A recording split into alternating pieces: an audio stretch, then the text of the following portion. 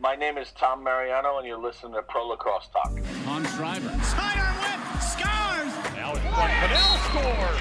Hands off for Rabel. Switches hands and scores. Kylie O'Miller showing off those shifty skills. Right off the bat, there's Lyle Thompson. Welcome to Pro Lacrosse Talk, the voice of Pro Lacrosse. I'm Hutton, he's Adam. Together we're bringing you interviews with your favorite players and coaches, as well as news from all 4 professional lacrosse leagues. We're here with Tom Mariano, head coach of the Chesapeake Bayhawks in the MLL. Coach Mariano was recently named the head coach of the Bayhawks in 2019, and he will be taking over for Dave Cottle this coming season. Coach Mariano, welcome to the show. Oh, thanks for having me on. Appreciate you taking the time. No, absolutely. We're looking forward to kind of talking about, your pro coaching career as well as your college coaching career with Sacred Heart and now Pace, as well as a little bit about your playing career too at Nazareth. So before we get started though, let's kind of go, where did you first pick up a stick and when did you first get introduced to the game of lacrosse? Going back to my sophomore year, previous to that I was living out on the West Coast with my mother, and I moved back to New York, into Osley, New York, and on the street I grew up, Ferris Place. All the guys there were playing lacrosse, so it was really, before that I was a baseball player. Okay. That was the first time I really seen a lacrosse stick and picked it up. And honestly, the reason I picked lacrosse over baseball is I was a pretty good baseball player, and my last game in kind of junior high, the West Coast system's a little different. Mm-hmm. I'd actually gotten hit in the face and knocked my 2 front teeth out with a baseball from a crappy relay from the shortstop. We threw it right into the dirt, into a rock, and it knocked my teeth out. Jeez. And I couldn't go back to baseball. I was a little gun shy. Mm-hmm. So having that helmet on was a nice little plus for me. Mm-hmm. Plus the fact that all my friends were playing lacrosse. Mm-hmm. And, once I started playing it, and kind of at that point, our attitude was, you can hit people with your body and your stick, sign me up. This is amazing. Mm-hmm. Yeah, no, that's great. And then you eventually found your way to Nazareth College, and you were part of that 1992 NCAA Division III Men's Lacrosse National Championship team. What was it like playing at Nazareth? Naz was it still is a special place. I think you look at how connected the alumni are. They Mm-hmm. just did like a podcast on the history of Naz, and you look at the support and the facilities now, they're ridiculous. I look back at how many like great players I played with. Mm-hmm. I think we maybe had 32 guys, and every one of them was a good lacrosse player. Mm-hmm. And I would put that team up with a lot of teams that played college lacrosse, especially Division III, of just talent, athleticism, compete, teamwork. We had a great coaching staff. It was just a blast playing there. Mm-hmm. And, I think to be the first team to ever beat Hobart, they were on a 13-year run in Division III playoffs. Mm-hmm. Yeah. Was, an unbelievable feeling. And then, my junior, senior year, we lost in the semifinals to Hobart in tough games, which was, pretty awful. But it's just, I think, at that point, and still is, a special place to play. No, yeah, for sure. And then you eventually got into coaching after that. Tell us how you first got into coaching and found your way eventually to Sacred Heart. Well, I think when I first, got into this, the reality was after I graduated, I wasn't quite sure what I wanted to do, like Mm-hmm. a lot of guys in their senior year. So, at that point, I was ready to go into the Marines and was enrolling into the Marines. And one of my college teammates, Terry Getz, is from Rome, New York. And 2 of his real best friends played at Marist College. Mm-hmm. And, they needed a head coach. And basically I was like, are you guys joking? I'm 23 years old. I just graduated college. Like, they don't need me. Mm-hmm. And they're like, well, the job's paying $4,000. It's part-time. We told the AD we should hire you.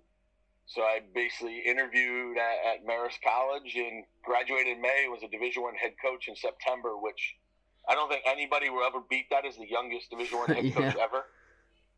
That's so crazy. I was at Marist for 2 years. I had some great players, had a great experience.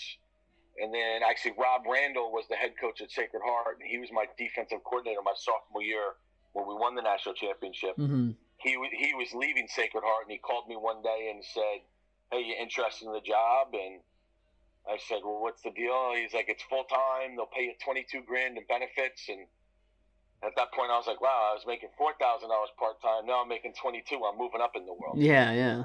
And then 17 years there. We had good, we had bad, ups and downs. I had a lot of really, so good times, a lot more good than bad, that's for sure. Mm-hmm. And now you're at Pace University, and how's it been, being at Pace? And how disappointing was it, to have this season cut short in this spring? I think if you would have asked me that question about the season, the first week or two, honestly, probably the first few days, first week or two, I think as coaches and players, we all felt terrible and awful. And then you realize that this pandemic, how serious it was. Mm-hmm. So sitting here now, it's because of my seniors and the close-knit of this team. And, that's a pain that's not going to go away and a loss that you have. But the reality is there's so many more awful things and situations. And even players on my teams are dealing with the family members with coronavirus. And, I feel like a lot of us in the Northeast know someone who's dealing with it or has passed away.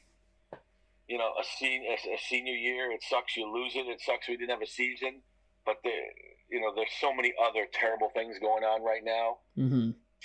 I think it put it in perspective, and it's something that we've got to continue to move forward, and we're doing that. And we're fortunate that the majority of our seniors want to come back, and hopefully we'll be back, so we can kind of get another shot at this. But we've got to get through this pandemic and get on the other side of this. And no, absolutely, yeah. No, it's really a shame, but you put it really correctly with how there's bigger things, and we got to put it in perspective. But on some brighter news, you're now the head coach of the Bayhawks. But before we get into that, I want to kind of talk about, how you got into the pro ranks a little bit. I think you got your start with the Ohio Machine in 2013, and you were there for a few years. But how did you, get coaching in the pros? Well, in 2013, I wasn't working at Sacred Heart at that point in that summer. And Bear Davis, who's a good friend of mine, really close friend, and great coach, good man. We had lots of battles between Robert Morris and Sacred Heart. We definitely won more, even though he had the biggest win. But we had more wins than losses versus him, but he had the biggest one. So I just like to rub that in on both of us. He had taken over and was going to the Ohio Machine, and I think he ran out of options, and he called me up one day and said, "We're not going to pay you much. You want to give this a shot in the pro ranks?" And at that point, I wasn't doing anything. I wasn't sure what I wanted to do with myself. I was burnt out from the college game, and I wasn't sure where I wanted to go with this. And he gave me the opportunity. John Allergy as well, who was the president at that time, gave both Bear, and then Bear gave me the opportunity, and I've loved every second of it. We had such a great ride in Ohio, had tremendous players and men who, once we came in, they listened right away and were intent and bought into what we were trying to do. And, that eventually paid off for them. I wasn't part of the final payoff, but we really, went from one of the worst teams to one of the best teams in the league. No, yeah, the turnaround is amazing. And we talked to Bear Davis a little bit about it. And, yeah, it's great what the culture that he was able to kind of create, and kind of wherever he's gone, he's kind of had to either start a new program from scratch or kind of turn it around. And it's amazing. And, even though you weren't with them in the 2016 championship and 2017 championship where they won, I'm sure the effects of your presence were probably felt. But the reason you weren't was you spent some time with the Bayhawks as an assistant, and then eventually you were named head coach and GM of the Florida Launch in 2017, and you led that team to its first postseason appearance. Talk to me about that season. I mean, it was kind of the same thing. I think, Bear and I, the reason we're close, we're very similar in our philosophies and attitude. Even though we have different approaches to the game, we're very similar in how we look at this in terms of it's not just about playing, it's all-encompassing. It's A to Z. It's on the field, it's off the field. It's doing this the right way. Communication, helping each other, being honest, being truthful, being loyal to each other. And I think that's, when you go through this and you do this long enough, the great thing about experience is you do it the right way, but you've also done it the wrong way to learn from things. And I think that, just years of doing this and kind of hopefully experience and hopefully some wisdom you've learned, you take it into new situations and you kind of go into them and you say, here's the book we're going to read. We're going to start on page 1, chapter 1. Let's read this together. And, taking that same mindset and same thing as in Ohio, had some great men who really bought in, were committed to the vision, went to Florida Launch with some just tremendous tremendous leadership. Guys like Tucker Durkin, Stephen Brooks, Austin Kaut, Kieran McCardle, P.T. Ritchie, just men who, were, great players, but even better people, guys who were really hungry to try something different. And we just approached it different. And, once again, kind of part of going from last to one of the better teams in the league, it's an awesome feeling to see that buy-in and have guys on the same, just trying to do the same things, trying to be on the same, at the pro level, college level, high school level, when you're dealing with elite players, there's a lot of egos involved. There's a lot of selfishness involved, and you need some of that to be a great player. The very best players are very aggressive, very confident. But if it's going past the team, if it's overstepping the team, that's when you have issues. And I just think that 2017 season with the Florida launch,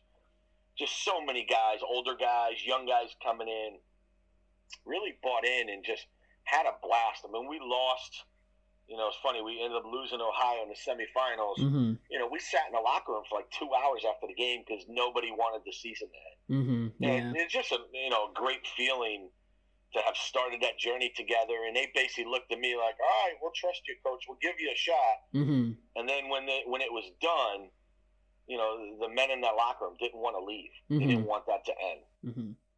No, that's great. And, you get another crack at being a professional head coach now with the Bayhawks. Talk to me, though, about, rejoining the Bayhawks organization last summer. You're part of that championship run, and now, being at the helm. I think it was a situation where, when the Florida launch disappeared, Coach Cotto is a good friend of mine, and, we've had a strong relationship for decades. And obviously in the pro game, we spent a lot of time talking about the pro game and player personnel and situations and rules and games and scouting, just everything. And kind of towards the end where we just weren't sure what was going to happen, Coach Cotto was looking for an assistant, and it just happened to be the timing was right that I didn't have a job anymore because the Florida launch was gone. The Chesapeake Bayhawks needed an assistant. Thankfully, Coach Cotto and BK were supportive to bring me back. And it was just a great run. Great coaching staff, great players. I was a very small part of it. I think we really took some steps because the players did a great job and played for each other. And, it was just I'm feeling, winning the championship at any level. No, yeah, for sure. And then, Chris Burdick, your assistant with your offensive coordinator with Florida, he joined you guys too with that Bayhawks run, and now he's going to be your defensive coordinator with Chesapeake. How has he really helped, be your right-hand man kind of when you were with Florida and now, going into the season with the Bayhawks? How important is his presence? Well, I think, Chris is another coach that, he used to be the head coach in Providence. I was a Sacred Heart. We had all kinds of battles back in the day. So we have a relationship that, is through the decades of, knowing each other and spending time in the recruiting trail and socially and hanging out and getting to know each other and, developed a great relationship. And he was in Florida at the time that I got to the Florida launch. He jumped right in. And, Chris is one of the best coaches there is, detail-orientated, meticulous. I think because he's been a head coach for so long, he's a great resource to bounce ideas off. But also he's one of the few guys that can transition from head coach to assistant coach and not overstep his boundaries. And, for example, I'm not great at it, and I wasn't necessarily great at it last year. It's not an easy thing to do when you've been a head coach for so long to become an assistant. But, Coach Burdick is phenomenal at that. So we got, unfortunately, Coach Cotto's mother passed away before game one last year, and he wasn't able to make the game. So we were short some coaching staff, and, it was just a coincidence that Chris happened to be in Dallas for a recruiting event while we were playing Dallas. So we brought him out, and the players really liked him. They got to see how good a coach he is, and, he, stuck around with us and really was a big key to helping win that championship with the job he did with the defense. The best defense in the league. Obviously very talented, great players. But I think he, every week had the right game plan, the right attitude, made the right adjustments in game. And I think the one thing that he does, and he's learned it over time, the pro game, it's a little bit different. You have to adjust much quicker than you do in the college game. Mm-hmm. But you've got to translate it to a bunch of different players with both, they've all been taught different ways, different backgrounds, different viewpoints. I think translating the game plan and the scouting report to the players is key at the professional level. And Chris is as good as there is at doing that. So I'm excited to have him back with us and kind of continue our run together at the professional level, which has been pretty good. No, that's awesome. And let's talk about this roster a little bit. You guys don't lose too many big pieces. You lost a few on defense, but overall, most of the same group is coming back, and you add some guys like, Callum Crawford, who hasn't had too much success, I guess you could say, in the field game, but has a lot of success in the indoor game and is obviously a really talented player. Talk about adding a guy like him, and just what you like from this roster heading into 2020. Well, I think, the unique thing about teams and sports and, let's say pro lacrosse, college lacrosse, but, obviously specifically the Bayhawks and the MLL, every year is a new team. Mm-hmm. It's kind of a new vision, a new philosophy, a new flavor. It takes on its own identity. So this group's going to have to be different. Obviously, losing a Jesse is tremendous and that hurts. But there's going to be there's always other guys to step up and fill roles. Mm-hmm. So I'm always excited about that. That's part of why I love coaching, just that development of the team and the identity. You look at, a player like Callum Crawford, who's, we did like a Zoom call and, just his veteran presence and the way he spoke to the players and talked on the call. Mm-hmm. He's a professional lacrosse player. Mm-hmm. He's been doing this for a long time. Mm-hmm. I think part of the problem is a lot of these box guys, they get like one or two small opportunities at the pro field level. And if they have success, they stick around. If they have one bad quarter, one bad game, just with the way the numbers are, a lot of times they don't get that second chance. Mm-hmm. And I just look at, Callum's size, his stick skills, his ability to get to the goal, his ability to score. It's like, you score that many goals in box, you can play lacrosse. Mm-hmm. Absolutely, yeah. No, I mean, he led the league in scoring. He's had some success in the field. Mm-hmm. It's just hard, it's hard to sustain it. A lot of the box guys come down and they get one or two shots and that's it. Mm-hmm. Yep, no, and I think if you look at, so when I said, I didn't have that much success, it was more just he, didn't play that much, because I think in the 5 games he was with the Outlaws, he had 14 points, which, is a phenomenal production for such a small sample size. So yeah, no, I'm looking forward to seeing, him back on the field, and the rest of this group kind of come together, and especially his relationship, with rookie Andrew Q, who's going to be entering his second year, in the field game. I think is exciting as well. Just the relationship him and Colton Watkinson have probably developed, on the Black Wolves is exciting. But I want to move on to a little bit too with this draft coming up on May 4th. How are you preparing for the 2020 MLL draft, and what needs are you kind of looking to address, if you can give us a little insight on that? I think this is obviously, I've been doing drafts since 2013. This is probably the most interesting one, because right now we're trying to navigate, who's going back, who's staying.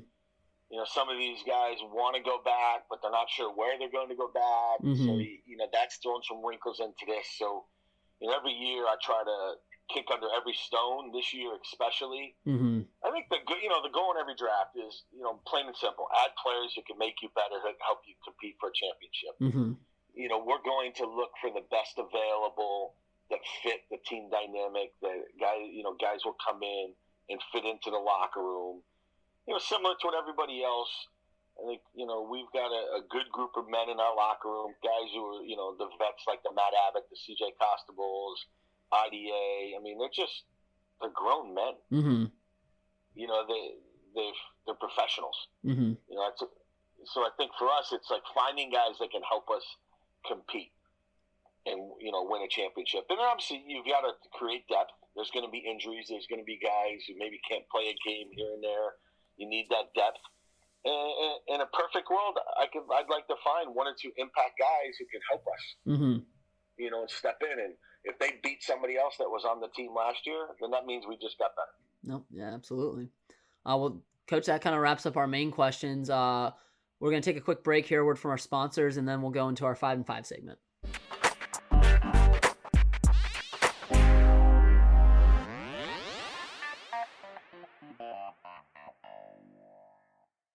Thank you for listening to another episode of the Pro Lacrosse Talk podcast. Today I want to talk to you about our sponsor, Anchor. We've been using Anchor for the Pro Lacrosse Talk podcast since the very start.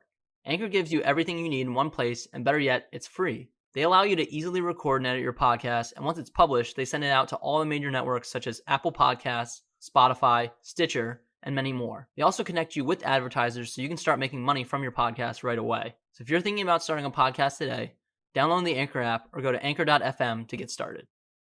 Today I also want to talk to you about Phoenix supplements. I started using Phoenix supplements after searching for a supplement brand that didn't use any unnecessary additives. Phoenix's line of supplements use only the required ingredients and is free of any fillers that many supplement companies use. Not only that, but their supplements are produced here in the US in an FDA-regulated facility. And the best part is they taste really good.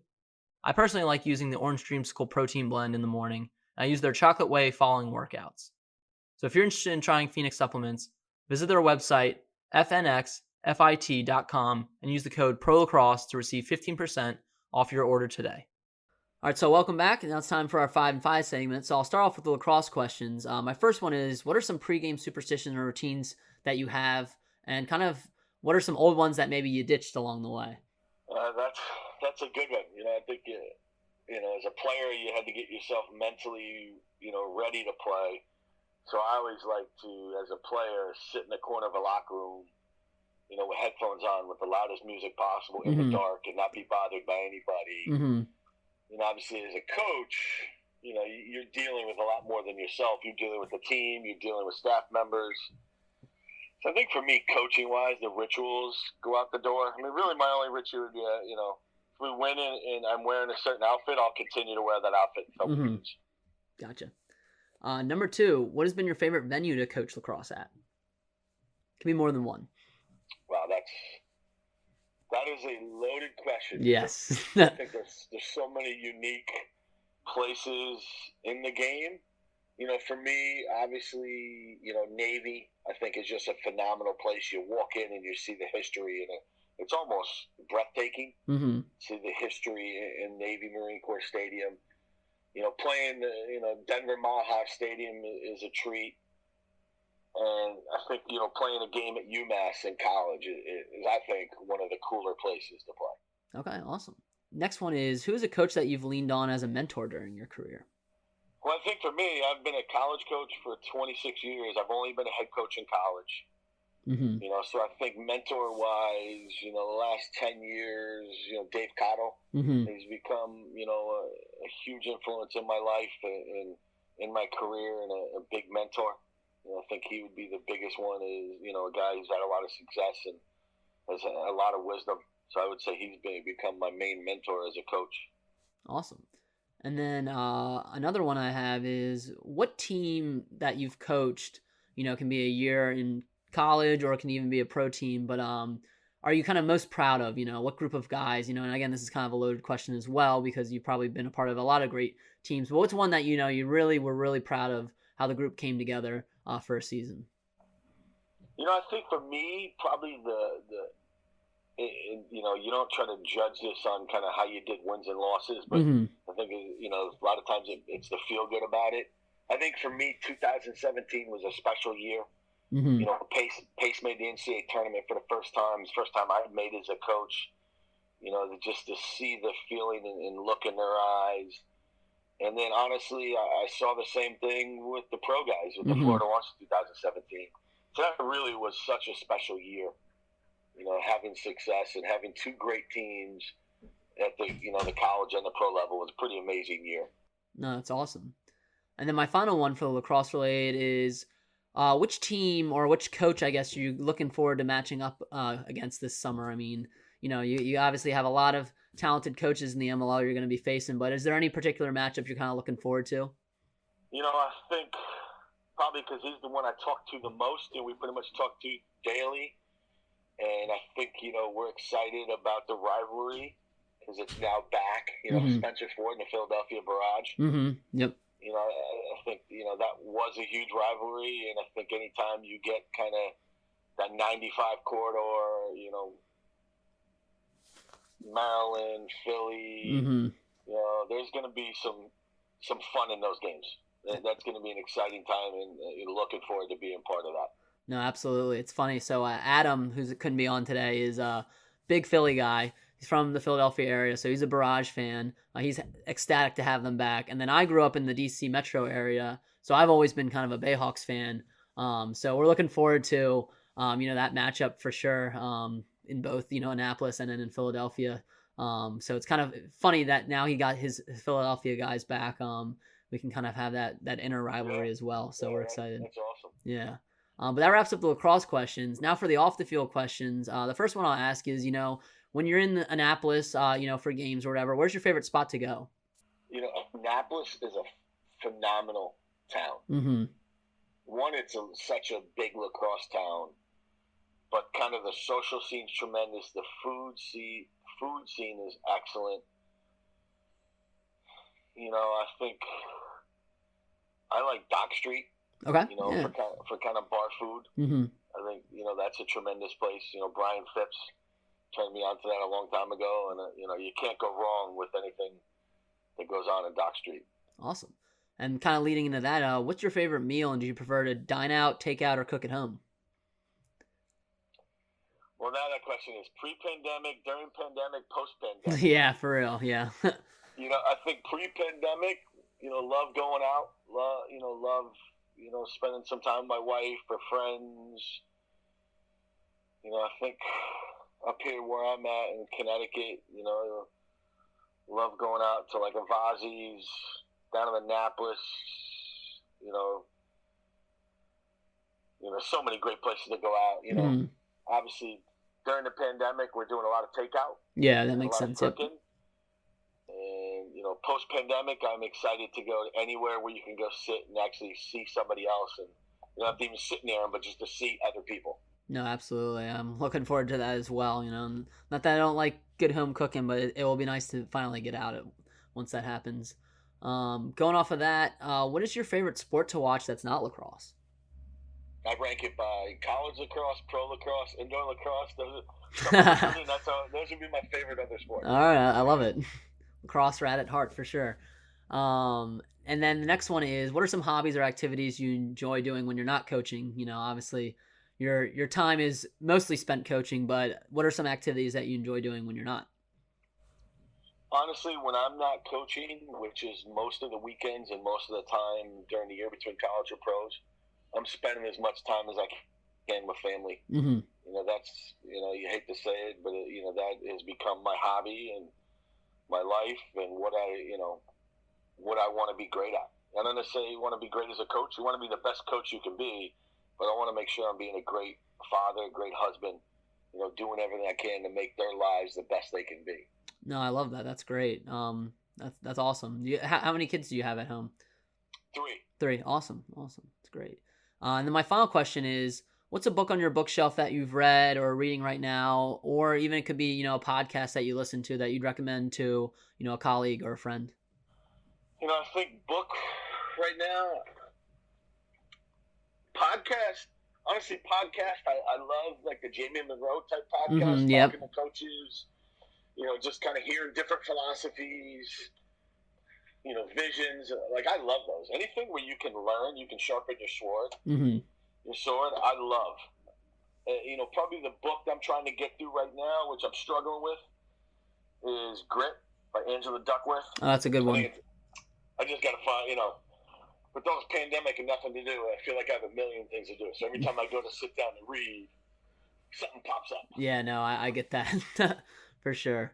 That's a great recommendation. I really like that book. I haven't read it in a while, but that might be a good one for me to pick up again and just kind of. There's so many good lessons from it, so I'll have to check that one out again. But my final question, that wraps up our 5 and 5. But a final question we like to end on with all our guests is, what is some advice that you have for a young player or even a young coach that's looking to one day play or coach lacrosse professionally? That's a great question. I think it's funny. I just asked my college team, what advice would you give to your younger self?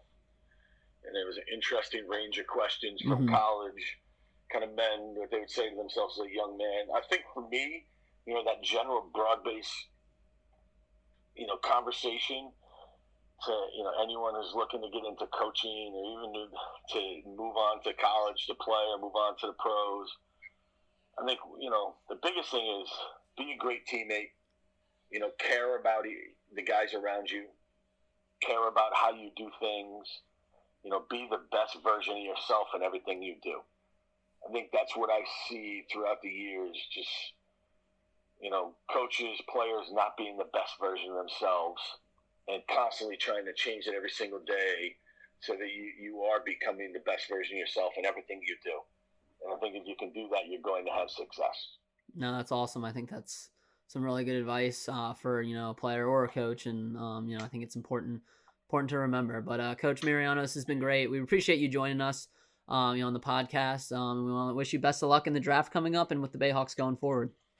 Thank you. I appreciate it. And we got to make sure we get you a jersey at some point. Oh, that would be awesome. Rolling the Bayhawks jersey. I would love that. Thank you, Coach.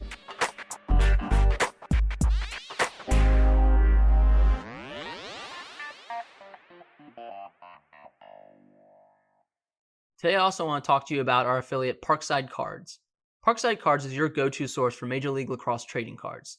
They have a variety of packs on their website, including a box set that comes with 4 tickets to an MLL game, and a Lyle Thompson signature pack that comes with a limited edition signed Lyle Thompson card.